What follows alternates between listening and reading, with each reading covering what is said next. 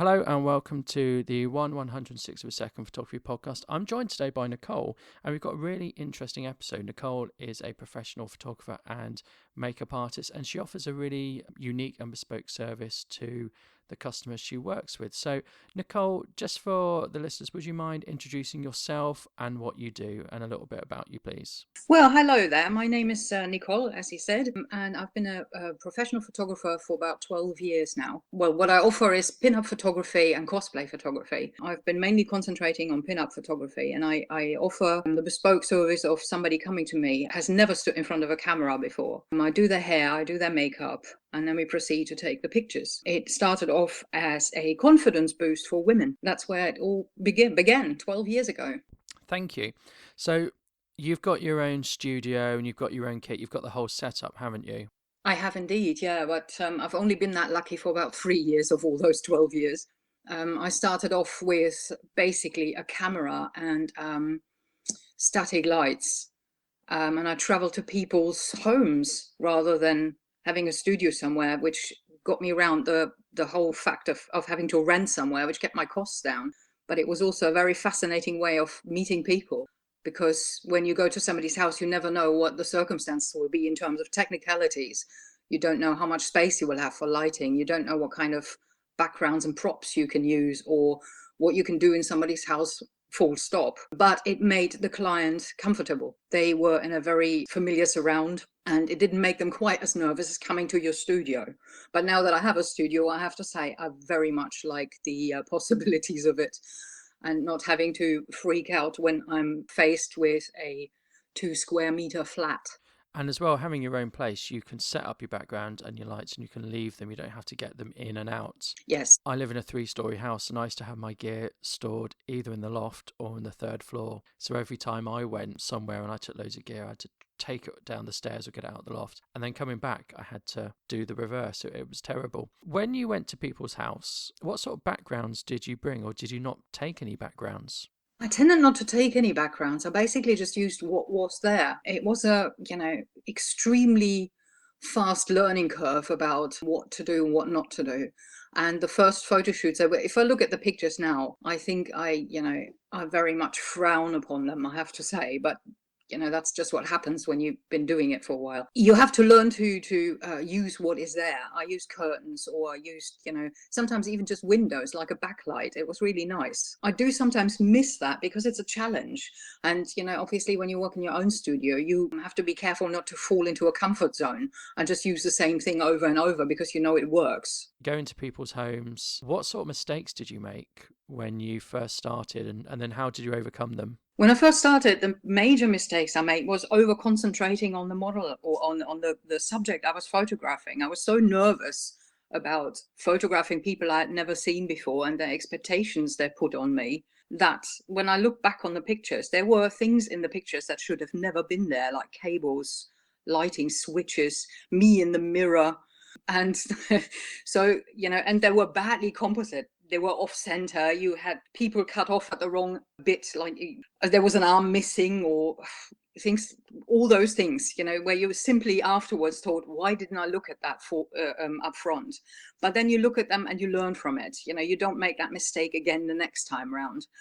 But and I overshot everything. I took 500 images of one shoot, which I now don't do anymore. I maybe take 100 if I want 10 good ones out of it. So, yeah.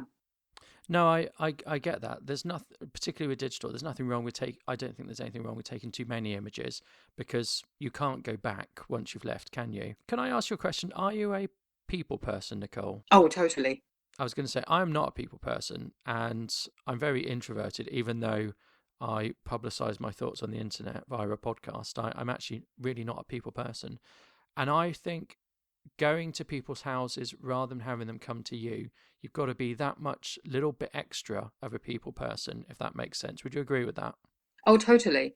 I have the attitude that if you're working with people, if you want to photograph people, if it's not landscapes, cars, or anything like that you're after, if you actually want to photograph people, you have to interact.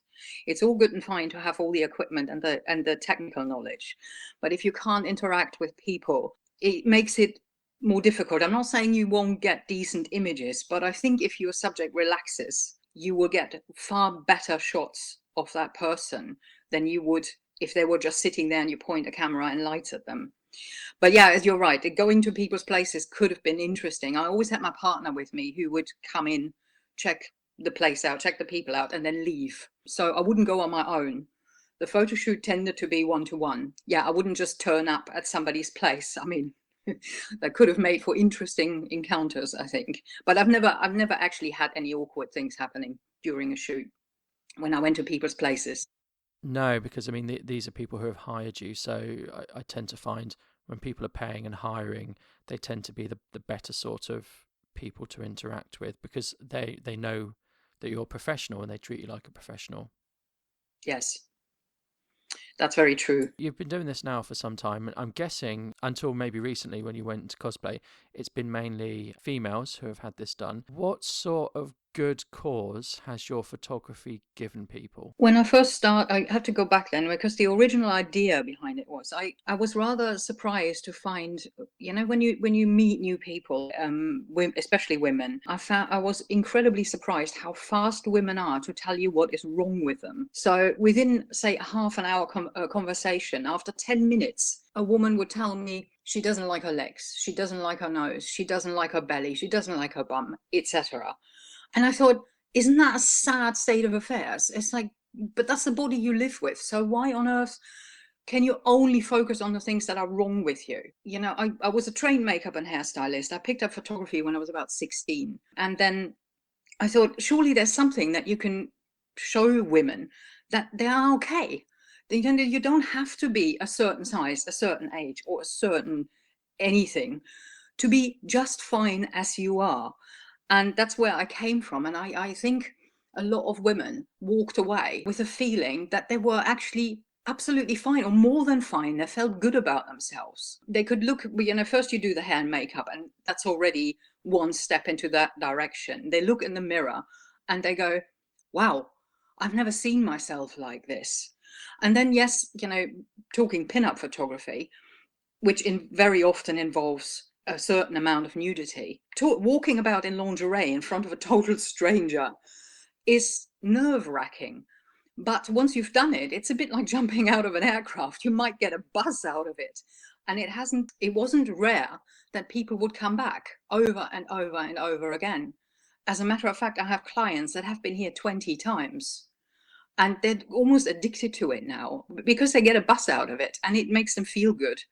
And now you have social media, so they post their images on social media and they get another buzz out of it by getting a lot of positive comments from other women as well, which is great. I think that's fantastic. That's my job good done. And how much of a bonus has it been being yourself female? Do you think a male photographer would have a good dynamic doing this, or is there a bit of a barrier with a male photographer doing this type of work? I don't think male photographers have a problem when they're shooting models in any way. There's an awful lot of fantastic male pinup photographers on the market. I don't know how fantastic they would be if they have somebody that has never done anything like this before. So they're total novice when it comes to posing, how to hold their bodies, etc. Obviously, I then have the bonus of being a woman and saying, look, I understand. I get that too. I don't like my bum in that kind of angle either. I understand the worries. I don't just look at a woman and think, oh, she's pretty. I look at it and go, yeah, I know why you wouldn't want me to shoot that, or I know why you wouldn't want that angle, so I can pay attention to something that is internalized with women. So I'm not saying that men can't do that, because I think they could, but there is still something different going on between two women in a room, basically having fun and accidentally taking some gorgeous pictures, or going to a man. There is still a bit of a barrier, especially when it comes to people that haven't done it before. So yeah, I have an advantage in that. I was born like this. Sorry. Your mix of clients is some returning clients and some new clients. You can't have anything else in between, can you? They've either been with you before or they haven't. What sort of percentage of your client base are new people who have never modeled before? I would say about 50-50 now. I have a lot of women that, to be absolutely honest, when I started, I never thought that would happen. I never thought I would get women that would come back over and over. I never thought that I would have return customers to that extent. I thought, yeah, maybe there will be one or two. I mean, when I first started, I didn't even think that I would get that many women who would be willing to pose in underwear, but obviously there is a lot out there. But no, it's about 50-50 now. Quite often, I find that women who know the 50% that are coming back to me, they go out and talk. And they talk to their friends and they talk to other people, to other women, and they say, you should try this. It's fun. And you will feel so good about yourself. You know, very often, I would say from the 50% of women that have been here before, and then 25% of the people that are newcomers, they come from the 50% that have been here before. Good. I'm really glad you're getting referrals and repeat customers. You must be doing something right, and I've seen your website. I'm very sure you're doing something right. Talk me through some of the ways you light. This all comes down to lighting, and I would see it myself as lighting being probably the most key element here. How do you light your subjects? And I know you're going to say, well, I don't do the same thing every time, but maybe talk me through the last person you worked with. How do you light someone? As you say, it's not the same every time, but I like to experiment a bit as well. But I can basically tell you what I have in my studio. I've got 2 strobe lights in 300 watt. That's pretty much all the lighting I use, to be honest, in different kind of angles, either with softboxes, or I've got sometimes for a bit of atmosphere. I use gel lights in different colors. I've also used umbrellas, reflecting umbrellas. I've got 1 reflector to be added to the whole thing if I want it really bright. So I suppose it kind of depends on what you want to do. If I do a classic pin-up shot, like the classic calendar girl, it would be very bright. So you don't have many shadows. You have a plain background, a colored background I prefer, rather than white or black. I tend to prefer bright colors like blue or red or yellow. And then I try to light it pretty flat, so there's no harsh shadows between the girl and the background. If I'm going more boudoir direction, I sometimes even use only 1 light, so you get a lot of shadow going on, which also depends on how much I want to hide or show. So the flat light, the really bright light where there isn't much shadow, there's not much you can hide other than with posing. If you want to hide certain aspects of somebody, or if you just want to make it like a say a tasteful implied nude as well, it doesn't always have to be bit of the woman that I want to hide because of her shape or whatever. It could also be that I want to hide certain aspects because we don't want to show everything. Sometimes 1 light is all I need. I think shadows really make an image, and I really like 1 light. I've often worked with 2 lights and maybe 3 lights, but 1 light works really well. You mentioned classic. Now, to me, classic has many sort of connotations and interpretations. When you said classic, I was thinking sort of 1950s beauty shot, black and white, with a woman sort of with like a feather boa on, that type of thing. Is that what you mean when you say classic, or do you mean just like a bright photo? I was more thinking, when I said classic, what I had in mind was, I don't want to throw names at people that they don't know, but there was an artist in the 50s called Jill Elfgren, who did calendar girls, who was a painter. And they have been used on absolutely everything. So I'm sure that you will have seen one. They have been used on merchandise, on goods, on household wear, absolutely everywhere. He was the most prolific pin-up painter in the 50s.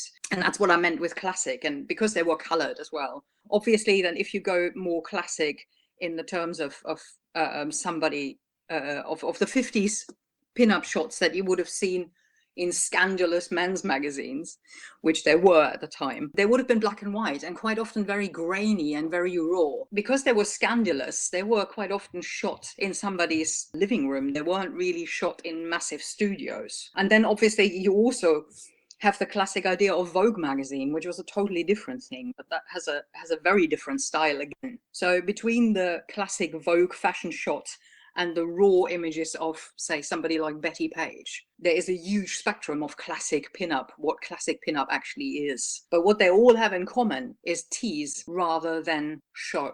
So then obviously the shadows come into place again, which is rather lovely.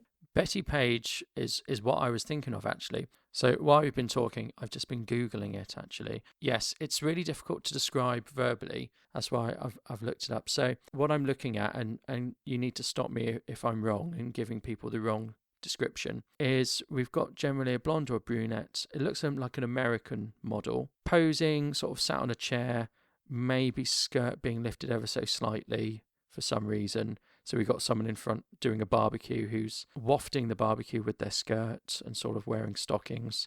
That sort of thing, isn't it? Jill Elfgren, he did a lot of calendar girls. He was a commercial artist, so he could paint in half an hour. He was a very prolific painter of the 1950s. When he didn't do pin-up girls, he did a lot of 1950s happy family. If you think about 1950s advertising when it was painted, that was his style. Yeah, so we've got a woman who's walking past what must be a work site, because there's a Men at Work sign, and unfortunately her skirt has got hoisted up by like a pulley. She looks a little bit shocked. It's that sort of thing, isn't it? Yes, exactly. It's fun, it's light-hearted. It's not too saucy, not over sexual. It's just very funny, cute, quite innocent, but very colourful. Yes, it is a sort of accidental voyeurism, I suppose. Things you're not supposed to see, but they accidentally reveal themselves. And today they would cause absolutely no offence. No, exactly. Which is why it is a wonderful way for women to play with their sexy side without giving too much away. It's totally acceptable. If you had a picture taken like this as a woman, you could hang it on your wall and nobody would take offense of it. So your customers must wear stockings, suspenders, lingerie, and then maybe sort of an old-fashioned 50s dress, I'm guessing. Yeah, that's pretty much it. They quite often I get emails when I discuss the shoot up front with a client. They say, "What am I supposed to wear?" And the list is very long. You can go from, I think pinup can go from fully dressed to no clothes at all. It all depends on how you shoot it. But yeah, the clothes are 50s dresses, either full circle, petticoats, high heels, stockings, the proper lingerie, the 50s lingerie, which isn't G-strings, and anything that goes with it, gloves, hats, flowers, loads of things. And who supplies that? Do people bring their own, or do you supply that as an additional cost? How does that work? Well, people tend to bring their own. I can't really provide an enormous wardrobe. I have an awful lot of accessories and props by now that have accumulated over the years. But I find, especially with underwear, I don't really think you should be sharing that with strangers, even if it's cleaned. I don't know. I would be very funny about that if somebody would say, "Oh, there's a pair of knickers over there you can wear," but they have already been worn 5 times by other people. I would find that a bit off-putting.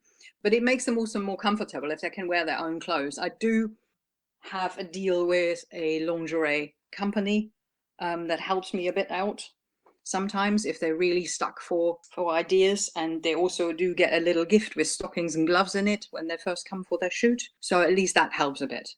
But all kinds of like bigger props like feather fans and boas and jewelry and hair flowers, and I have all that here.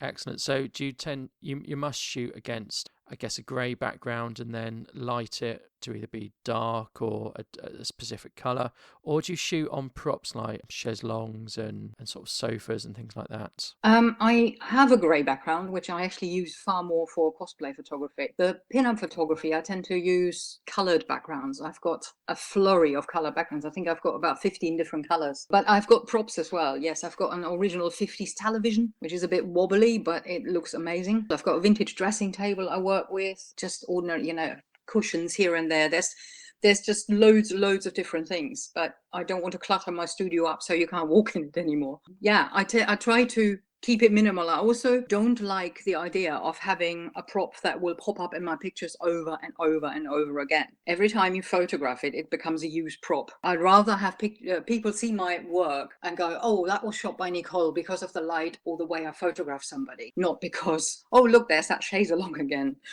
So I tend to keep props to a bit of a minimum, to be honest, and rather work with other things. And backgrounds and props, do you ever change them digitally or after the photo's been taken? I do that for cosplay mainly. I have done it for pinup stuff when it becomes a bit crazy. Last year I did a photo shoot with somebody bringing a giant flamingo, an inflatable flamingo, like for a swimming pool. It's absolutely enormous. And then we posed her on it, and then I put her on the ocean because it made sense. It's just, why would you have a flamingo inside a studio? Yeah, I do sometimes do that, yes. Yeah, I mean, sort of being at the beach in swimwear was what I was thinking would be the appropriate choice for that. If you're doing taking pictures of someone in swimwear, you might change the background so that they're at the beach, because then the context makes sense. Let's talk about retouching. What editing and retouching do you do? I do basic retouching because I find that sometimes skin looks a bit weird if it's not totally covered in makeup everywhere. So a basic smoothing is fine, and I don't like, as all women know, you have a fantastic appointment for a photo shoot, and on that day you're going to get the biggest spot in the world in your face. So that needs to come out, obviously. I do not like changing people's shapes or making them look, if somebody is a size 16, they will look their best in the picture, but I will not make them look like a size 10. Because I think that's wrong. I don't want an impressionist painting of the person that was here. I want an image of them. I want a picture, a photograph. I also think it gives out the wrong message. It's like I started off, as I was saying earlier, to make women feel better about the way they look. If I now retouch that to somebody who's a size 16 to a size 10, all I'm telling them is your original image wasn't good enough. I have to now turn you into a Barbie doll so that it becomes acceptable. I don't agree with that. So that kind of retouching I really don't do unless I am paid shed loads amount of money from somebody. I wouldn't do it. And so far that hasn't happened. I enjoy using Photoshop for background, for changing things inside the background. Like I said earlier, what you said with the beach or with the ocean, or when I do cosplay, I do a lot of science fiction editing with lens flares and that kind of stuff. The person themselves, I don't like to retouch them to the point that you can't recognize them anymore. So we're talking different things really, because you and I need to remind myself that you have you do pinup and you do cosplay. Cosplay, you're going to totally transform it digitally, aren't you? The background and the person, because that's fine. But ethically, there is a problem with manipulating too much of a woman for pinup, and I agree with that. If I shoot a woman, and I shoot a model, it might be the case that they're incredibly slim, but the angle I've picked, and you talked about angles, and that's completely oblivious to me. I don't know what angles a woman would want because I'm a bloke, and I might shoot an angle and I might think, oh, she doesn't look as slim as she is, so I might use Photoshop to put her back to the way she was, or I might just make her shoulders look a bit more relaxed, or her shoulder might be at an odd angle in the picture. So I might just fix that in Photoshop, but certainly I've never transformed anyone's size or made their hips thinner or their bust bigger. I'll try and enhance certain things. I'll smooth skin. I will I will remove certain strands of hair that are going across the face, that sort of thing. But I won't do drastic transformations. For one, it just takes too much time. Two, I don't really agree with it. And three, I don't know that anyone would ever thank me for it. When you're shooting pinup, quite a lot of the women that I photographed, for instance, wear corsets. Now, corsets squeeze the middle in. So that means whatever got squeezed there is going to go somewhere. And very often you get a bit of what we call a back squidge, which you can hide with certain angles, but it doesn't always work. Or sometimes you just took that wonderful picture, but whatever is squidging out of the top of the corset is visible. So I'm going to push it back in Photoshop because I don't want to waste an otherwise really beautiful picture. So I agree with that. I'm basically fixing to what should have been there in the first place. But as we already said, changing somebody to the point of non-recognition. The same goes for age. I have women here, I think the oldest lady I photographed was in her 60s. And why should I make her look like a 20-year-old? She was in her 60s. She was gorgeous. She was still beautiful in her 60s. Why do I have to then pretend that she's 20 or 30 years younger? She isn't. And she was very happy with it. She was very confident in her own skin. So why change it? Why give her the message that whatever she feels about herself isn't good enough? Hypothetically, could you change her to look like a 20-year-old? Because I certainly couldn't. I don't have the skills for that. I don't even know if it's possible. You can take a few years off someone. Can you take 40 years off someone? I don't think I can. If I turn her into a totally plastic Barbie doll, yes, probably. But that would quite likely really look like a shop window dummy by the end of it. So, I mean, just think Snapchat filter times 50, which would probably look quite scary in the end. So let's have a quick talk about your gear. And I know we spoke before about you've got your 3 strobe lights, you've got a few modifiers, and you've got a reflector. What sort of camera gear do you use? I'm keeping it pretty simple with my camera gear as well. I've got a Canon EOS 50D, and I've got two lenses that I trust. I've got two lenses that I trust. I've got a zoom lens that I use mainly, which is a 28 to 135 mil, and I've got a standard portrait lens, and that's about it really. Because I'm mainly working in the studio, I don't really have much use for giant zoom lenses that you would maybe use if you were outside and quite a long way away from your subject. So I'm quite happy with my equipment. I suppose I could, if somebody would offer it to me, I definitely would buy some other lenses. But at the moment, I'm quite happy with it. I have a backup camera, which is also a Canon, just in case my camera ever fails. And that's about it, really. Oh, flash gun, obviously, for when I do go out. I sometimes also just use it to trigger my flashes, which is quite nice. Works. And I'm guessing you probably shoot, because it's a beauty shot and you've got plenty of light from your strobes, you're probably shooting at maybe f8 or f11. So getting a really shallow depth of field and having an expensive prime lens doesn't matter.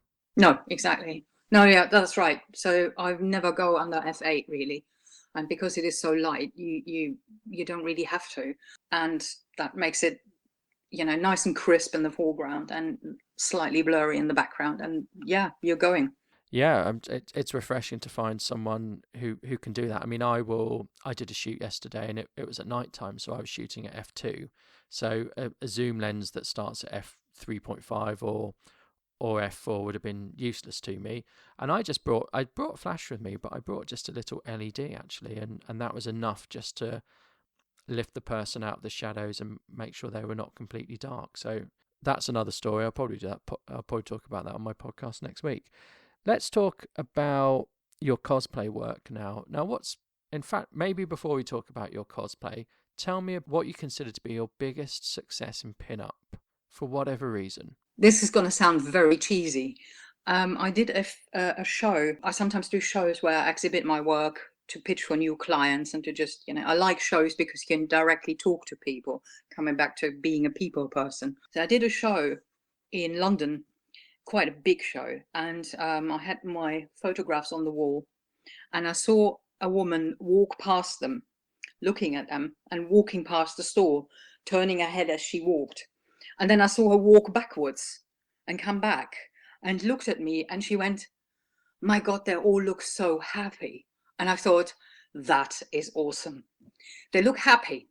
Isn't that's the biggest compliment I ever got for my work, because it came off the cuff. There was no intent for her to say anything nice about me. She had never met me before. And there were quite a lot of photography, other people's photography on show. Some of it was high fashion stuff. There was a few fetish people there, beautiful work. But I just thought that sums it up for me. And I felt really good about my work.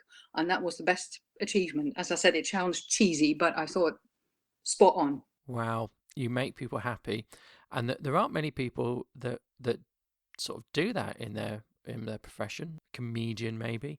So yeah, that's really good. Well done. Let's now talk about your cosplay work. I've done a few cosplay shoots. I really enjoy doing cosplay because the people who are cosplayers put a lot of effort in. They work really hard, and it's really nice, and they appreciate a good photo because they've put a lot of work in. They've done makeup. They've built their own kits. They put it all together. It's a hobby, but it's quite intensive hobby, and they really appreciate a good photo. And I like working with people like that. But why did you move into cosplay? I started doing cosplay photography more seriously about 1.5 years ago, so not that long ago. My partner worked in the film industry for a long time. He worked on films like Star Wars and Harry Potter. And he very often gets invited to shows to sign his autograph. So sorry about the name dropping. I haven't said his name, sorry. Anyway, so I've been to an awful lot of science fiction shows. I keep seeing people where I think their costumes are so good that the people who made the original film would be envious. As a matter of fact, we used to know John Mollo, who was the costume designer for Star Wars, for the old Star Wars movies in the 80s. He said the same thing.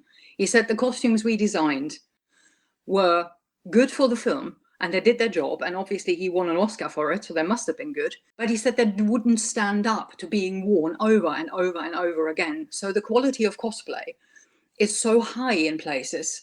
You think, surely having a really brilliant picture after all the work and effort that has been put into that outfit would be amazing. Something you can look back on one day. You can say, once when I was 30, 40, whatever, I'd made this amazing outfit. And here's the image. Obviously, they get a lot of pictures from shows, which is great because it gives them a memento of the day that they were wearing the outfit. And it's great when they get stopped by people in the show saying, can I take a picture with you? But having a photo shoot in a studio and then having them edited the way I edit them so they look like film stills or posters, gives credit to the work they have already done. The other aspect of it is I'm a total nerd. I sit at shows and my partner goes, what's that costume over there? And I go, oh, that's Warhammer. And what's that costume over there? Oh, that's from Captain Harlock. It's a television series in the 80s, now real film. So I can just, rattle all this, what I thought useless knowledge down of science fiction, animation, etc. And I suddenly can put it to good use. I can actually, I don't have to research the characters all that much because most of them I already know. The final thing to it was that back when I was younger, when I was sort of 18, 19, 20, I cosplayed. But back then it wasn't cool. And it was very, very difficult to find any items, props from movies at all. So you had to make absolutely everything from scratch. My mum helped me a lot because she was a whiz with a sewing machine. Plus you got an awful lot of flack for it. If you walked out the door in your costume, you wouldn't get very far without being shouted at for being a nerd, idiot, whatever they wanted to call you. So I'm super pleased to see that it has moved on a bit and that it's more acceptable. There might still be idiots out there, but it is more acceptable, and the quality of the outfits is mind-blowing. So what's not to like? And what sort of percentage of your business is now cosplay? At the moment, it isn't particularly huge because I've only started about 1.5 years ago, so I'm still trying to breach into the market. I would say maybe 10%, but I hope to increase that. So my ideal of it would be that I shoot 50-50, so that I've got pinup as one leg to stand on and cosplay as another leg to stand on. Plus, then I basically have the two subjects that I absolutely love, and I can work on them on a nearly daily basis. Who wouldn't like that? And which is the more difficult image to complete and deliver to the customer? Is it a pinup or is it cosplay? And what's the sort of split between, it might be one is more difficult to photograph on the day and one takes more time to edit digitally? A pinup tends to be more difficult to shoot on the day, especially as the client is very different. A woman that comes here to have a pinup shoot, let's go with a new customer. They have to be, calm down. They have to settle. They have to have a chat first most of the time. You have to have a cup of tea or coffee. You have to do the hair and makeup. You're talking, you're making them feel at ease. Then the shoot proceeds. And you can sort of almost say the first 10 to 20 images I can throw away from a pinup shoot because they're just too tense. Whatever you tell them, they go, oh, I've never posed before, I don't know what I'm doing. And you just go, don't worry, just go with the flow. We're going to get there. And then you can eventually see the sort of click going on the other side. And you go, they're relaxing. Now we can work properly. Whereas cosplayers, no offense to them, I count myself as one of them, are natural show-offs. So once they have their costume on, there's no problem with posing. They can't wait to get there.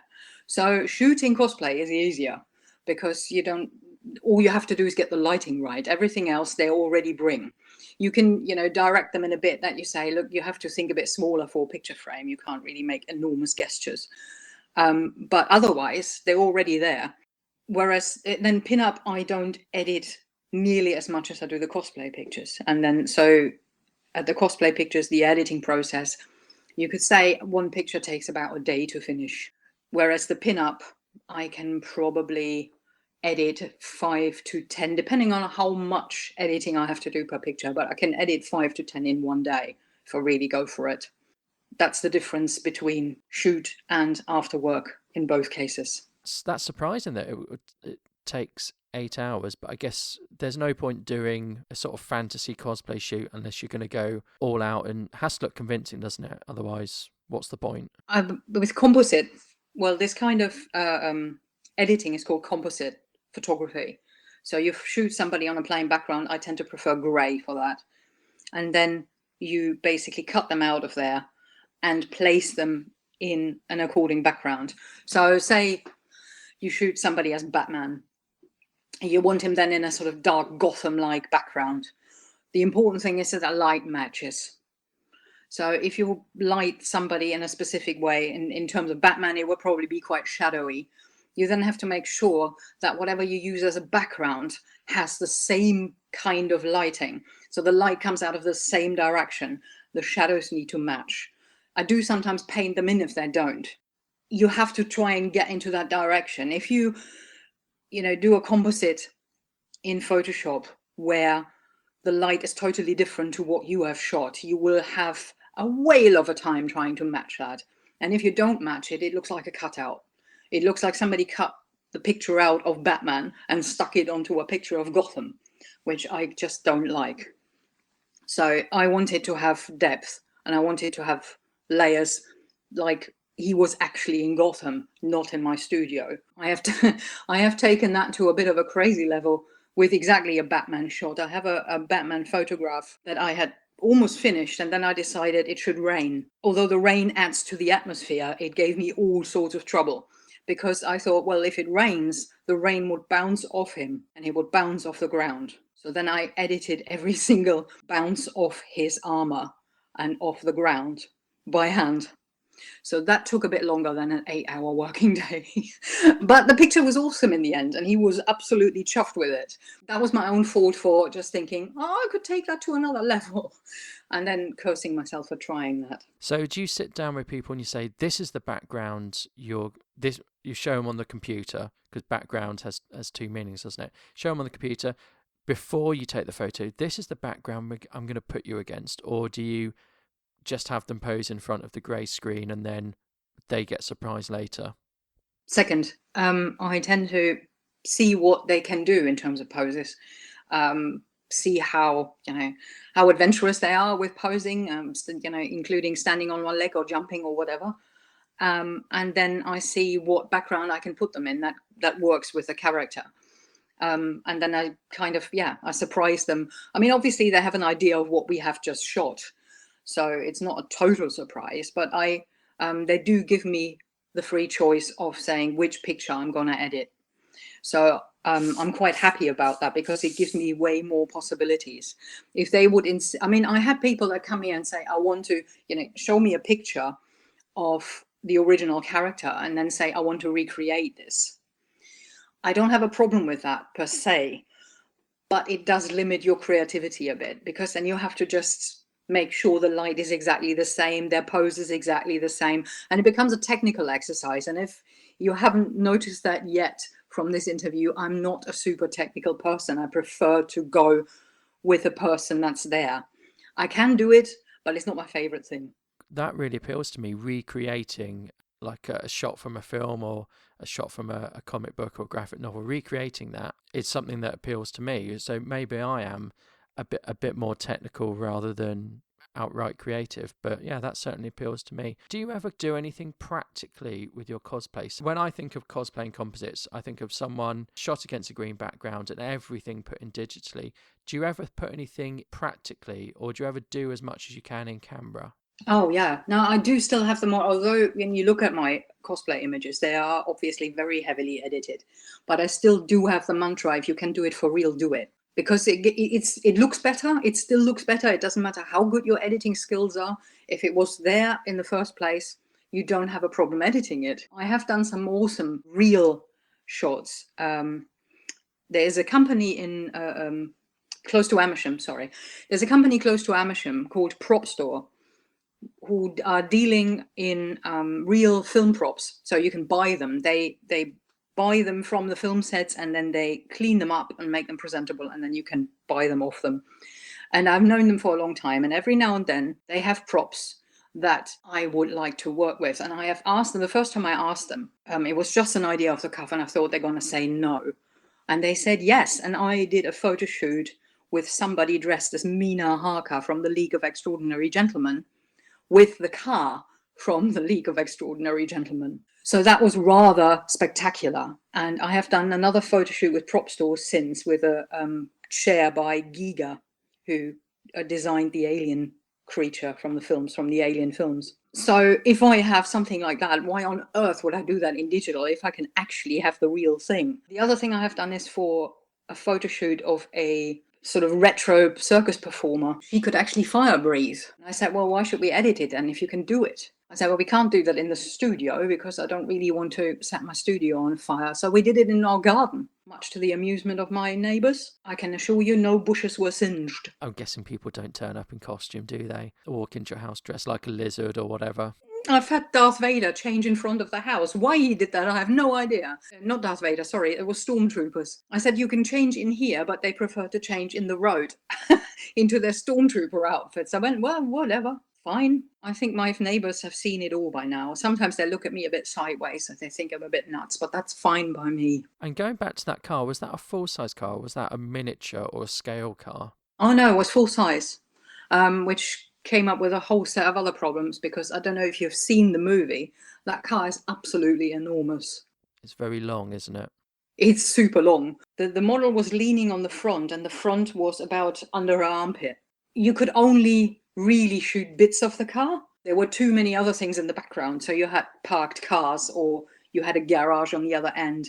So you can only ever shoot tiny bits of the car, which was really annoying because I wanted people to get an idea of the size of it. But yeah, that was an interesting shoot. You know, very privileged to be able to do that. Now, we've talked about fantasy, creating things, different places. I'm going to bring it back to boring reality now. With these sort of things, fire breathing, a very expensive car, props, other things like that, you must have sort of photography insurance and liability insurance. And has anything ever gone wrong? Luckily, no. I do have public liability indeed. No, luckily nothing has ever gone wrong. I mean, apart from somebody, say, tripping over a cable, but nothing major. I think I have injured myself. When I hold a camera, if I go on a location and I hold a camera, I forget everything around me and I get reckless. So, for instance, if I'm in an ordinary day scenario, I would not, for the life of me, step on anything higher than a stepladder. I don't like heights. If I'm holding a camera, I could probably hang out of a helicopter. It's quite bizarre. So I have done this. I stepped on a bench which nobody should even have tried to sit on. And then the bench broke and I fell down. And all I could think of was hold the camera up so it doesn't break. Never mind my legs. Hold the camera high. So I scraped all the skin of my shins, but the camera was intact. So that's all good. The skin's going to grow back. That's all that matters, isn't it? Yeah, absolutely. I've fallen down icy paths. I have fallen over things in my own studio. I've burned myself. When I do hand makeup, I've burned myself with curling tongs regularly. So yeah, I think the damage I do to myself, I tend to not damage my clients. But no, nothing has ever gone seriously wrong, luckily. Good. I have never burnt myself with curling tongs. I've never had hair and beauty accidents. And you've seen me, so you know why, don't you? I'm guessing that must be the biggest source of your accidents, curling tongs and dropping things and things like that. I suppose. Well, when I first started all those years working, when I was about 18, I trained as a hairdresser. And I was saying that the other day about, they say, somebody asked me, did you ever cut people? And I said, well, yeah, it happened once or twice. But most of the time I cut myself, far more often. At least once a week, you would cut your own fingers. So the damage I inflict on myself is not really a problem, as long as the clients, don't have a problem or don't go out of here broken in any way. It's actually, now you're saying it, let's not jinx it, but it's quite remarkable. You can see that 12 years going to people's places. Then I had a studio upstairs in one of our spare bedrooms. Now I have an extension to their house. People going in and out, and still nobody has ever had any serious problems here. Thank God. Let's keep it that way. Let's not jinx it, and I really hope I haven't. And let me know if there is something big. Do get in contact and say it was your fault, you and your podcast. It's jinxed it. What exciting things have you got coming up, or where do you want to be in a year's time or a couple of years' time? What does the future hold for you and your photography? As I'm trying to expand my cosplay range, I'm going to do several science fiction shows this year. The next one I'm going to do is called WizCon, which is concentrating on Harry Potter, which is in Peterborough in March. I'm going to be at another show called Coventry Comic Con. I'm going to be at a show called Norcon, which is in Norfolk, and hopefully a few other bits and pieces. In the meantime, I'm still going to shoot pin-up clients, obviously. I still have to carry on doing my social media, which is a job in itself. I publish a calendar every year that people can buy over my website. I tend to start planning now for the end of the year. I always come up with a different theme every year. So yeah, I just hope that everything I'm doing right now just expands a bit more. I want to be realistic about it. I don't expect to be world famous by the end of the year, but I would like to expand on what I'm doing already, learn more. I always love learning more, and hope that I can book more clients in to, shoot the stuff I do shoot. And does your social media pay off for you, or is it a lot of effort for nothing, or doing it for the sake of doing it, or does it give you tangible benefits? I have a huge following on Facebook. Unfortunately, actually came from the fact that there were a lot of men on there who just wanted to have a look at women in lingerie. On Instagram, I'm still building an audience. I have had clients purely from Facebook. Most people nowadays, they don't write you emails anymore. They contact you on Facebook. But it is a lot of work. I think on Instagram, if you want to make it work for you, you will have to have thousands of followers. Trying to get there is really difficult. Bottom line though is I still think you will get more clients out of the real world and by hearsay. If you have a satisfied customer, they will walk out and they are your best advert. No other advert, whatever you try to do on social media or buying adverts or whatever it is, can do what a one satisfied customer can do for you. If they walk out of your studio and go, that was amazing, and if they're then very happy with the pictures, they will tell other people. And that's how you mainly get clients. Social media these days is essential because it's not just because everybody expects you to have it. I've heard a client say they also check the reputation of somebody on Instagram or on Facebook. They say, if I'm looking at a photographer and I like their work, I want to know, especially if we're talking something like lingerie and pinup, they want to know, have they got a good reputation? Has anybody ever complained about something funny or something strange or, not coming across with the pictures for months and months and months, or whatever it is that could possibly go wrong? Social media seems to be more for clients to confirm their opinion about you, or for them to try and find out more about you before they actually commit to a photo shoot. Rather than creating clients, it's an add-on. But it has become a full-time job. You have to literally post every day, which can be annoying because I sometimes wonder, what on earth am I going to talk about today? Apart from posting another pinup girl. But you also have to say something with that, not just, hey, isn't she pretty? Doesn't really do much for my photography. So, yeah, can be tricky. That must be draining. I mean, I put out a weekly podcast. I have a YouTube channel that, because I do a podcast, doesn't get so much interest from me. Most of my work goes into my podcast, but doing it weekly is difficult. It's a lot of work, and I had time off for Christmas, and actually then getting something out after I had time off was really difficult. I couldn't do posting something every day and making it interesting and different from yesterday. That must be a real drain. It can be annoying, but I have a very good friend who is a total social media whiz. And when I'm totally stuck, I ask her for advice. Instagram seems to be more about your life. So you're selling a bit of your private life to make your work more accessible, I suppose, which I'm happy to do. I mean, I'm not showing them things I don't want anybody to see, obviously, but ordinary things. I always thought it a bit of a waste of time. I always thought, who wants to see me have a cup of tea? What's so interesting about that? But then maybe it is interesting that I'm drinking my tea out of a War of the Worlds cup. So to just give people the reassurance, yes, I am actually a nerd. I have all these things. I'm not just saying it, I mean it. It's quite weird, but I'm getting used to it. And I want to go back to something we spoke about some time ago, which is the contrast between the pin-up work and the cosplay work. And you don't have to answer this because I think this is a bit personal. The cosplay takes a lot longer after the shoot, and it's more effort and it's more intensive because you're not getting so much in camera. Do your prices reflect that? They do. My cosplay shoots, or the ones where my editing takes a hell of a lot longer than it normally would. They are more expensive, up to double the amount that an ordinary pin-up shoot would cost. Obviously, some people would say, because they say they come here for a shoot and the shoot takes I don't know, just put a number on it. The shoot actually takes an hour, say, with a bit of chat and advice on poses. Then they are supposed to pay quite a lot of money for you to turn their pictures into a poster, or something that looks realistically, appropriately comic book or science fiction or whatever. But the thing is, as I said, one picture can take you roughly 8 hours, sometimes even longer, depending on what you do.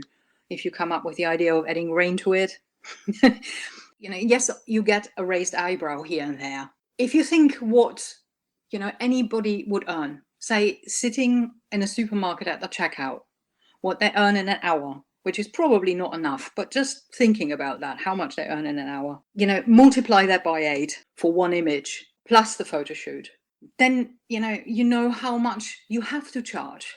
I have to costs. I mean, yes, I'm lucky I have the studio by the house, I have an extension to the house, but that doesn't mean I don't have to heat it or turn the lights on in here, and never mind the flashlights. This year I bought a new computer. I finally got a proper iMac for editing, and it makes a world of difference, but it costs money. My camera equipment costs money. I have insurances that need to be paid. So all that adds up. So I think charging accordingly, not charging out of the ballpark, but charging accordingly is really important. And funny enough, that even touches on one of my pet hates. I understand that if you're doing it as a hobby, that you are reluctant to charge people, but you are ruining a market for everybody else. If your work is amazing, charge for it. I have seen so many photographers totally undercharge for the images they do. Doing a photo shoot for £20. Why? That doesn't even cover turning the lights on for a day. So I don't understand why people would go there. So I'm sorry if I went into a bit of a rant, but it is one of my pet peeves when people undervalue their own work. And I know I'm a candidate for it, because what I charge should probably even be higher, but I'm happy at the moment. I want people to be able to afford it. I don't want it to be a total luxury item. The problem is people don't understand, and people will think, yeah, you just press a button. They don't understand the work that goes on in the background. So if I do a TFP shoot, I have a set number of images that I give people, and I've had people say, oh, I want more images, and I said, well, no, that's my agreement. I think this number's fair for your time. You don't know how much time it's going to take me to edit. People don't understand the work that goes in. They don't understand the preparation. They don't understand the investment in kits. And they certainly don't understand the time, because, well, why would they? They have a smartphone. They see it's just pressing a button. The person I worked with yesterday looked at the image and said, can't you blur the background? No, I can't. I've taken it now. I can't go back and blur the background. But you can do that on a smartphone. I just want to say thank you, Nicole, for speaking with me today. You're extremely welcome. It was very pleasant.